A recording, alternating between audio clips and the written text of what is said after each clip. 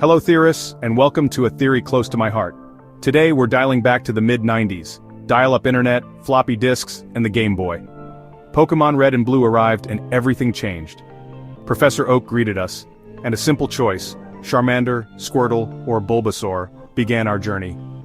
We set out across Kanto, aiming to become Pokémon masters. These games were more than a pastime, they sparked imagination and connection. Pokémon became a global phenomenon. But what made Gen 1 so special? Let's go back to Kanto and find out. Welcome to the world of Pokémon. Kanto was our first glimpse into the Pokémon universe. What a world it was. It felt real, a place where humans and Pokémon coexisted as partners and friends. This simple concept was revolutionary. Starting in Pallet Town, you set off on your own adventure. You grew stronger with your Pokémon, discovering new places and stories. The SS Anne, Pokémon Tower, and Safari Zone, each location was unique. Kanto felt vast, mysterious, and alive. Kanto set the standard for video game worlds, a new frontier we all wanted to explore. The core gameplay loop of Pokémon Gen 1 was pure genius. Simple enough for a child, deep enough to keep you hooked for hundreds of hours. The motto said it all, gotta catch 'em all. It was more than a tagline, it was a mission. Explore, collect, complete. The addictive cycle tapped into our desire to collect. The battle system was a turn-based RPG, easy to grasp but layered with strategy.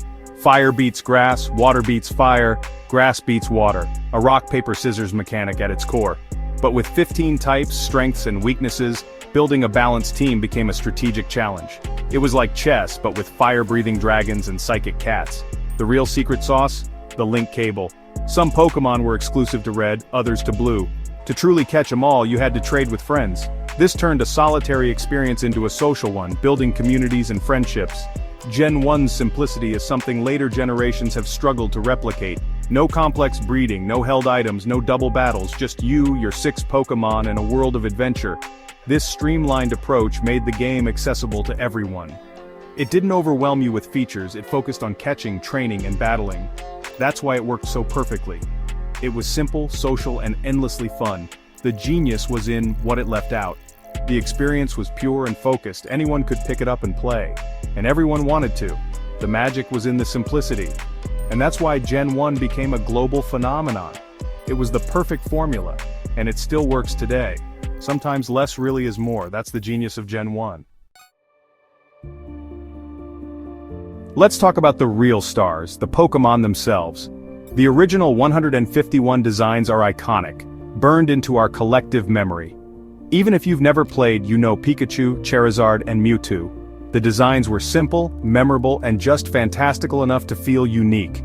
A turtle with cannons, a plant dinosaur, a sleeping cat blocking the road, creative, charming, perfect. Evolution added excitement. Your Pokémon didn't just get stronger, they changed before your eyes. Watching Charmander become Charizard felt like raising a champion. The variety was key, cute, cool, weird, mysterious. There was a Pokémon for everyone. Your team reflected your personality, not just your strategy. It wasn't just about power, it was about connection. And then there were the legends and playground rumors. Mew under the truck, missing, no glitches. We all tried them. The mystery made the world feel bigger and more magical. These creatures weren't just pixels, they were modern myths. They became part of our stories, our imaginations. The original 151 were more than game characters, they were our monsters, and we loved them for it. The designs were timeless, the legends were unforgettable, the rumors kept us searching. Every Pokémon felt special, every discovery felt earned. That's why they're still beloved today. The magic was in the monsters, and they're still in our pockets decades later. That's the power of great design, and it all started with Gen 1. The Pokémon craze didn't stop with the games, it exploded onto TV and the big screen. The anime brought the world to life, but Pokémon the first movie, Mewtwo Strikes Back, was a cultural event. Released in 1999, it brought Pokémon to life in a way we'd never seen. The animation was vibrant, the battles epic, and the story surprisingly deep. Mewtwo, a genetically engineered Pokémon, questions identity and purpose. It lures trainers, including Ash, to its island to prove cloned Pokémon are superior. The stakes were high, the themes heavy. And then the scene, Ash turns to stone, Pikachu cries, and the Pokémon's tears bring him back.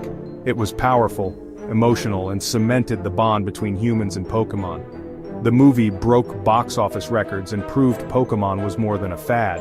It expanded the lore, introduced legendary Pokémon, and showed the world's epic scale. These films weren't just adaptations, they were essential to the Gen 1 experience. They deepened our love for the universe. The impact was massive. Pokémon became a storytelling powerhouse. The movies made the world feel even bigger, and the emotional moments stuck with us. Gen 1 wasn't just a game, it was a phenomenon. And the movies made sure we'd never forget it. The adventure leapt off the screen, and we were all part of it. Let's talk numbers, because Gen 1's success was mind-blowing. Pokémon Red and Blue sold over 31 million units worldwide, add Yellow, and it's 45 million. That's not just a hit, it's a global conquest. Critics raved about the game's addictive gameplay and innovative social features. IGN gave Pokémon Blue a perfect 10, calling it one of the best RPGs ever. The game's won awards and still rank among the best of all time. But the impact went far beyond sales. Pokémania swept the globe, cards, anime, merchandise everywhere. The trading card game became a playground obsession. The anime was a ratings giant. Pokémon didn't just dominate gaming, it dominated pop culture. Nintendo and Game Freak didn't just release a game, they launched an ecosystem. The games, anime, cards, and movies reinforced each other. If you played the game, you wanted to watch the show. If you watched the show, you wanted the cards. This multi-platform approach created a feedback loop of engagement. It was a marketing masterstroke. Gen 1 set the blueprint for franchises to follow. The numbers prove it. Gen 1 was a revolution. It changed everything. And the world was never the same. Gen 1 had its flaws, simple graphics, clunky mechanics, overpowered psychic types. But those limitations were part of its charm. The simplicity was a feature, not a bug. Pixelated sprites became ideas, your imagination filled in the gaps. Modern games are beautiful, but sometimes the core experience gets lost in complexity. Gen 1's loop, catch, train, battle was pure and undiluted. The story was straightforward. You're a kid from a small town chasing a dream. No convoluted plots, just your adventure. The limited number of Pokémon made each one special. With only 151, you got to know them all. Catching them all felt achievable. Today, with over 1,000 Pokémon, that's daunting. The original cast was perfect, distinct, memorable, and manageable. Less was more. The simplicity created a sense of ownership and immersion. Gen 1's purity is what made it great. It was accessible, focused, and personal. Sometimes the simplest games leave the biggest impact, and Gen 1 proved it. We can't talk about Gen 1 without talking about nostalgia. For millions, Pokémon Red and Blue were childhood. Playing Gen 1 today is like opening a time capsule. The music, the graphics, the towns, it all comes rushing back. Nostalgia is a huge part of why Gen 1 is so beloved. Pokémon Geo's launch proved it. Featuring Gen 1 Pokémon, it let us live our childhood dream in the real world. The Pokémon Company knows this, constantly releasing Gen 1 content, remakes, virtual console releases, and merchandise. Charizard and Pikachu are still front and center, but it's not just nostalgia. Gen 1 stands on its own merits. The world building, game design, and creature designs were brilliant. Nostalgia is the lens, but the quality is real. It was the right game at the right time. It captured our imaginations and holds a special place in our hearts. The combination of a great game and powerful memories makes Gen 1 special. It's the foundation of the franchise, and it's still going strong. Gen 1 is more than a memory, it's a legacy, and it's here to stay. That's the magic of the original. So, what's the final verdict? Why does Gen 1 still rule? It was a perfect storm of innovation, design, and timing. It introduced us to a captivating world and unforgettable creatures. It connected us with other players in ways no handheld game had before. Gen 1 was more than a game. It was a cultural touchstone. It shaped the industry, pioneered social gameplay, and launched a media empire. Every Pokémon game, movie, and piece of merchandise owes its existence to Red, Blue, and Yellow. For fans, Gen 1 will always be special. Our first journey, our first partner, our first victory. The simplicity and charm provide comfort and nostalgia that later games can't replicate. It's the original recipe.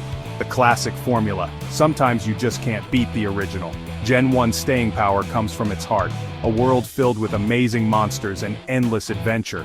Whether you started in Pallet Town or just discovered Pokémon, the magic is timeless. It will always be the very best, like no game ever was. But hey, that's just a theory, a game theory. Thanks for reading.